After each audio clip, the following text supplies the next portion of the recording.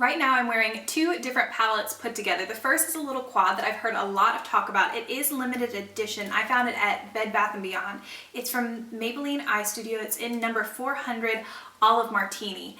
And it has some really beautiful shades. They're all shimmery, it has a light highlight like a vanilla shade, a minty green, and then this shade right here, kind of the deeper of the two greens.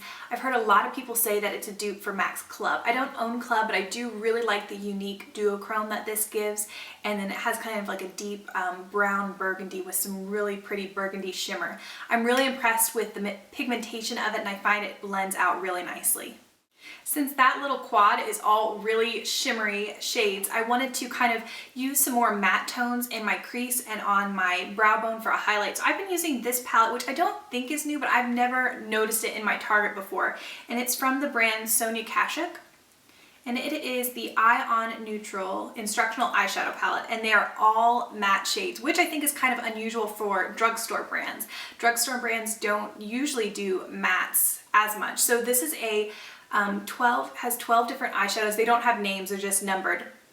And you have some great highlights, some midtones, and some really deep shades. And this black one is super pigmented, which is nice. Things I like about this palette, it has a good mix of warm and cool tones. So depending on the look, I think you're going to be able to find what you need in here. I will say that this top row can be a little chalky. So if you're darker skin tone than I, you might have a little bit of issue with that. But overall, they're really buttery and smooth and easy to blend. So I'm really impressed with this palette, and it's a good value for the dollar. Now, normally I'm more of a lipstick person, but I have fallen in love with a formula of lip gloss that I found at the drugstore. I think these are new. These are from Maybelline, and they're the ColorSensational High Shine Gloss, I think. And I have it in two shades. The one that I'm wearing right now is Mirrored Mauve. And the thing that is so nice about these is the amount of pigmentation that you get. I really like it. It has a little slim doe foot applicator, which makes applying the color really easy. They are not sticky at all. They kind of have like normal lip gloss, like maybe like 2 to 3 hours, and then I feel like I have to touch up, but I really like that they're not sticky and they skip a lot of pigmentation. The other shade I have is number 100, and this is in Raspberry Reflections, and I wore this yesterday, and the same thing, just excellent pigmentation, not sticky at all, and they do kind of have like a sweet candy fruity type scent that goes away after a little bit.